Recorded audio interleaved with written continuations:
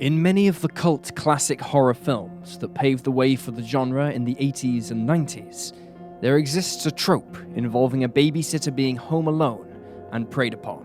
Of course, these films are works of fiction, but there are numerous mysteries out there that go to show that they often stray close to reality.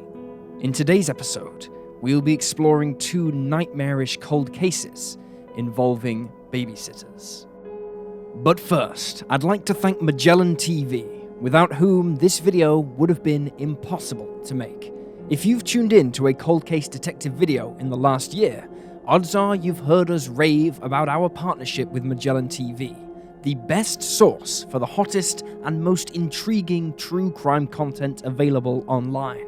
You know about their curated documentaries and bingeable television shows, and how they go beyond the realm of true crime to deliver unbelievable deep dives into other topics like space or history or the supernatural.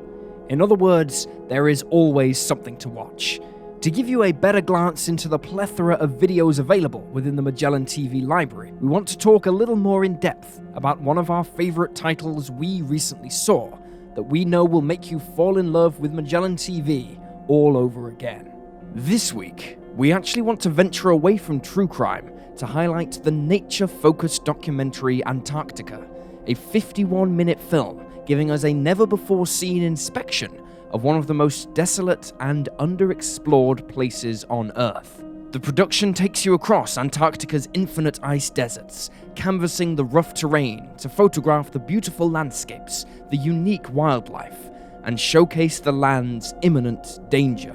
It is a brilliant mixture of science and adventure, while never becoming too boring or plain. We love it because it does justice to explaining a mysterious topic like it's more than just any old enigma, exactly how we create our own videos on Cold Case Detective.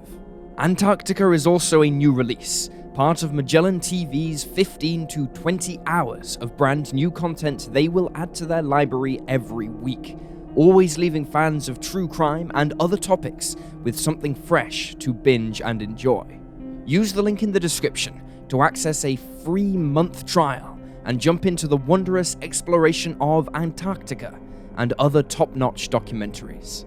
And now let's dive in with today's mysteries.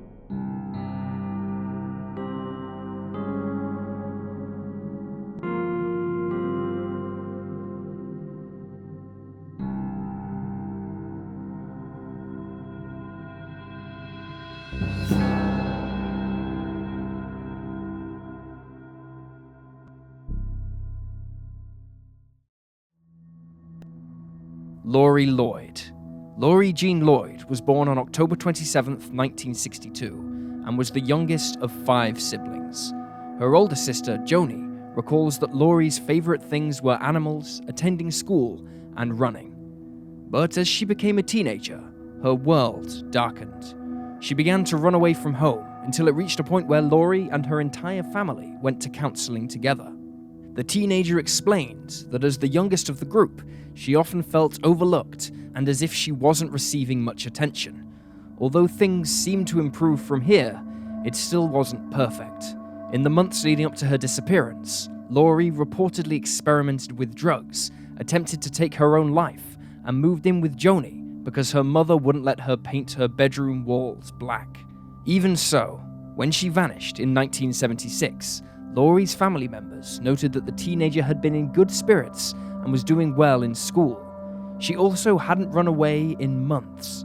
On the evening of February 11th, 14-year-old Laurie babysat her 3-year-old nephew with a friend in her hometown of Kettering, Ohio. Laurie's mother, Anita Smith, dropped off some pizza for the 2 friends. She noted that nothing seemed amiss in the house that night. Anita then left, not returning until after midnight. By the time she did so, Laurie was gone. However, her friend and nephew remained behind, sleeping peacefully, ignorant to the fact that the 14-year-old had vanished. Anita woke Laurie's friend, who told her that she had gone to the nearby 7-Eleven, 3 blocks from the family home on Annabelle Drive. She had gone to purchase cigarettes at around 11 p.m., and the walk should have taken her less than 15 minutes each way. However, when Anita arrived at the store, located at 3613 Wilmington Pike, she was told by colleagues that no girl fitting Laurie's description had been in. That night, Anita drove around the streets of Kettering, looking for any trace of the teenager. But she found nothing. While a backpack had gone missing from the family home, Laurie's belongings still remained. She had left behind her clothing, her private phone book, her Bible, and her handbag. Her bank account was left untouched. There have been few leads in Laurie's case over the years. Her family feel that the initial investigation was hampered because the teenager was a known runaway. This is something we often hear on this channel, that the police do not act quick enough when a child has vanished if they have a history of running away. Loved ones have also pointed out that when Laurie would take off, she always stayed with friends and called home to check in with her siblings and mother. One of Laurie's friends told the police that the teenager planned to meet a boy that night who said he could take her to California. Laurie was born in Fontana, California, and her estranged father lived in the state, but he had barely kept in touch with his 5 children since leaving, so family members found it odd that she would go and seek him out. If this boy ever existed, he has never been identified. 4 years after she vanished, Laurie's family traveled to California. They had seen a documentary about the drug angel dust and noticed an extra in the background of one of the shots that resembled Laurie. The scene the extra appeared in was filmed in a Santa Monica drug rehabilitation center. The producers of the movie attempted to identify the girl, but found that she had not signed a release before filming. She has never been identified or located, and it is unknown if this girl was Laurie. The filmmakers, Dave Bell Associates, became interested in the teenager's case after speaking with her family. They decided to create a documentary about missing and runaway youths in a film titled Whatever Happened to Laurie Jean Lloyd, which they released in 1981. Although it was shown in 88 cities across the US, no useful leads were uncovered. In 2004, the Doe Network reportedly listed Laurie as having returned home safe. Her siblings were surprised by the change in case status and contacted the agency, who told them Detective Wolf, spelt W-O-L-F-E or occasionally W-O-O-L-F, from Kettering PD, had been in touch with them to let them know Laurie was no longer missing and endangered. This seems to have been caused by poor communication and misinformation, as the teenager has never been seen nor located since she went missing. The most recent update in Laurie's case came in 2016, when family members who run the Laurie Jean Lloyd Facebook page announced that her dental records matched a Jane Doe who was discovered on April 17, 1976, in Grant County, Kentucky. She had died just days before her nude body was located. Listed on the Doe Network site as 930 UFKY, Jane Doe is described as being between the ages of 13 and 15, although she was originally thought to be between the ages of 20 and 30, 5'2" and white with light brown long hair. Shorts, presumed to have belonged to her, were found near the body. According to Laurie's family, a detective with the Kettering Police Department had a dentist friend of his look at Laurie's dentals and Jane Doe's and believed them to be a match. Despite this apparent confirmation, both case files are still up on several agency websites, and Laurie's case has not been listed anywhere as resolved. No news agency has covered the story, and authorities do not appear to have formally announced the supposed match. A DNA match cannot be made because Jane Doe's body is lost somewhere in Potter's Field, among other grave sites. To add to the confusion, some sites, including the Unidentified Wiki, list that Jane Doe was incorrectly identified as Laurie, and that DNA disproves the two are one and the same. Laurie's family mentioned in comments dated May 8, 2022, that they would look into these claims. Laurie was 14 when she vanished from Kettering, Ohio, on February 11, 1976, after leaving her home on Annabelle Drive to visit a convenience store on Wilmington Pike. She is described as a white woman with long brown hair and brown eyes. She was around 5 feet tall and weighed between 102 and 110 pounds when she was last seen. She also has a gap between her 2 front teeth and had scars on her wrists from a suicide attempt. Her ears are pierced, and at the time of her disappearance, she wore a sweater and jeans, and possibly a t-shirt and jacket. If she is still alive, she will be 59 years old. If you have any information about Laurie's case, you can call the Kettering Police Department at 937-296-2555. Diane Hank. On January 6, 1954, 16-year-old Diane Hank called her 23-year-old friend Sherry and told her that she had a belated Christmas gift for her husband and wondered if she could bring it over. Sherry encouraged her to do so and invited her to stay for dinner, but told her to ask her mother's permission first. Diane's mother agreed to let her go, and the teen went on her way.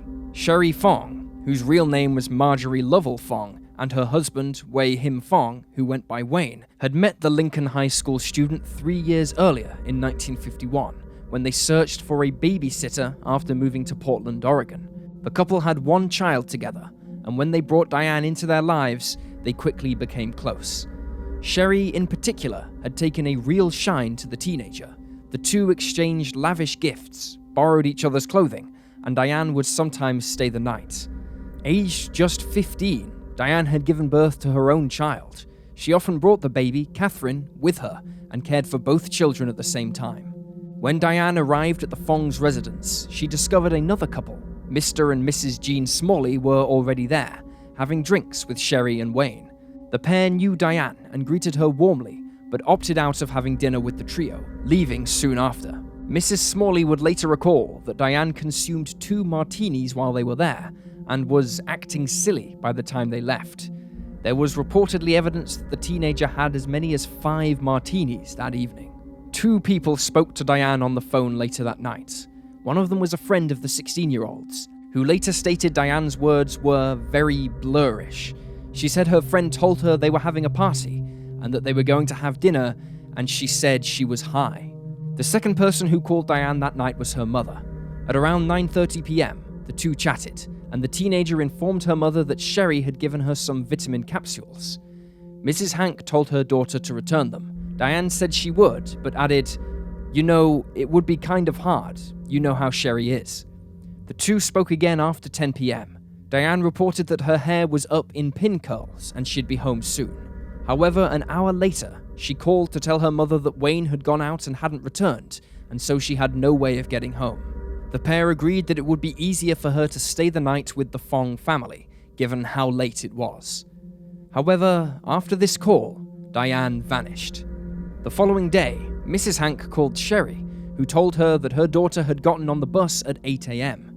She and Diane had retired to bed at around 11:30 p.m. the night before and had woken late. Although Sherry had offered the teenager a lift, Diane declined and said she would get the bus. But she never arrived at school and never came home. In fact, there was no trace of the teenager anywhere. The police were quick to jump into an investigation. The Fongs were the first to fall under suspicion, not only because they were the last people to see Diane alive, but also because they were a mixed-race couple, something that was seen as unusual at the time, and there was a local rumor that Wayne was involved in some shady business and had links to organized crime syndicates. He had pled guilty to a narcotics charge 6 years earlier. Detectives reportedly felt the couple was responsible for the supposed moral corruption of the teenager. Accusations, gossip, judgment, and racism clouded the case. Some people lost interest when they found out that Diane had a daughter outside of wedlock. Others simply held racist beliefs about Wayne Fong and perpetuated unsubstantiated rumors. That said, from the outside, the situation was odd, even for 1954. Why was Sherry, a 23-year-old woman, so close to a 16-year-old schoolgirl? Why did the couple allow the teenager to stay the night? Why did they lavish her with pricey gifts? By today's standards, their actions appear very predatory. Following Diane's disappearance, Sherry placed a personal ad in the local paper, which read, "Diane, please contact me. Regardless of your present circumstances or anything you may have done, I'll help you all I can. Sherry." An undercover officer later stated their belief that the Fongs were being thrown to the wolves, that the team investigating the case were under pressure to solve it and close it, and they were looking for anyone they could pin the blame on. Several of the 16-year-old's classmates came forward after she went missing. One of them told the authorities that they'd seen her downtown on the day of her disappearance. Another reported bumping into her at a department store a few weeks later. However, none of the sightings could be verified. Another suspect in the case was Kenneth Martin, Diane's boyfriend and Catherine's father. Reportedly, he told the 16-year-old that he would kill her if he ever saw her with another boy. Understandably, Diane found this statement incredibly distressing. However, the evidence of his threats comes only from Sherry, who claims Diane told her this. She also stated the teenager was so distraught that she was suicidal. She said Diane once told her, "If he stands me up again, I'll kill myself." There were also allegations that Sherry told a bartender that the teenager had taken her own life, and that she had said to the police that Diane had contributed perhaps 75% to her own death. On February 26th, Diane's body was found on a steep hill on the south side of Evergreen Highway in Clark County, Washington. She was wrapped in 2 blankets and a sheet and tied with rope. She was wearing the same clothes she had worn when she went round to the Fongs. There were Kirby grips in her hair, which had been shaped into curls and held in place with the grips, and she was not wearing stockings or her shoes. Almost all of Diane's clothing looked intact, except for her bra, which was only partially fastened and had been moved up over her breasts. It was determined that she had died from barbiturate poisoning or from the mixing of barbiturates and alcohol. The teenager had never been prescribed barbiturates. In the pocket of Diane's jumper, investigators found a small plastic medicine bottle. It was about 2/3 full. The capsules contained rubramine, commonly known as vitamin B12, and a multivitamin. Sherry had already told the police that the pills the 16-year-old had told her mother about were vitamins, so this appeared to line up. Forensics showed that black, straight, coarse hair was found on the inner surface of the blanket wrapped around Diane's body. Further examination of the strands showed that they belonged to someone of Asian ancestry. It was similar to a sample taken from Wayne Fong and another defendant who was later tried in court, Kwong Tin Yi. Forensics also revealed that on the outer blankets and on the back of Diane's underwear, there was a black, sooty material, similar to a substance found in the Fong's basement. Investigators later theorized the teenager was dragged across the basement floor, which is how she ended up with the soot on the back of her body. Adding to this was that Sherry reportedly told a married couple that her life was so fantastic, "I even found a body in my basement," or "there was a body in my basement." When they asked her to expand on this, she told them, "It will be in all the newspapers." A spot of blood was also found in the Fong's car, but it could not be determined whether it was human or not. Notably, 5 days after Diane went missing, Sherry reportedly had the car, including its trunk, washed and cleaned. The circumstantial evidence against the Fongs was compelling, and it seemed like new details were constantly coming to light with the discovery of Diane's body. A Filipino man who had once been employed by Wayne Fong, Pio Rego, claimed Wayne had talked to him about a dead body in January of 1954, told him the body was in the car, and, quote, "He tell me to come help him." Reportedly, Wayne later told Rego that he would kill him if he didn't keep his mouth shut. Soon, Sherry was brought in for questioning. She was interrogated for hours without breaks, and over the course of 16 hours, provided the police with no useful information. Authorities used several strategies to attempt to get a confession, including having one of her friends question her involvement, but Sherry denied having anything to do with Diane's death. The police believed the Fongs had given the teenager barbiturates that killed her, but neither half of the couple would confess. Despite this, a grand jury indicted both Sherry and Wayne, as well as a third person, Kwong Tin Yi, who spent much of his time at the Fong's house and is believed to have been a business associate of Wayne's. At their first trial, Wayne and Sherry were found guilty of murder and sentenced to death by gas chamber. However, a judge overturned the verdict, asserting that the prosecution failed to provide anything more than circumstantial evidence. In subsequent trials, it was revealed that the Fongs were heavily involved in the Portland drug scene, and that Wayne in particular was an important part of a criminal organization. Sherry was tried again, but a mistrial was declared. She was convicted a third time, but again, this was overturned. She was tried for a fourth time, only to be acquitted. At some point between her third and fourth trials, she told a planted police informant that the Chinese syndicate wanted Diane dead for talking too much. She reportedly offered the syndicate $125,000 to leave the teenager alone. Wayne also ended up a free man, although in 1958 he was arrested and charged for dealing heroin. He pled guilty and was given 20 years behind bars, but was paroled after 12. Following his release, he immediately returned to Portland and a life of crime. He was convicted in 1973 of possession of heroin and cocaine, and died accidentally in prison in 1976, after falling in the shower. Sherry Fong kept a low profile after her husband was sent to prison. Although she had been attending university when Diane died, she never completed her studies. In 1987, she agreed to probation for tampering with drug records and died later that year, aged 56. Diane's case remains unsolved. And there you have the facts. Please leave a comment down below with your own theories and speculations, and remember to like this video and subscribe to support the channel. Thank you for watching. Stay alert, stay safe, and I'll see you next time.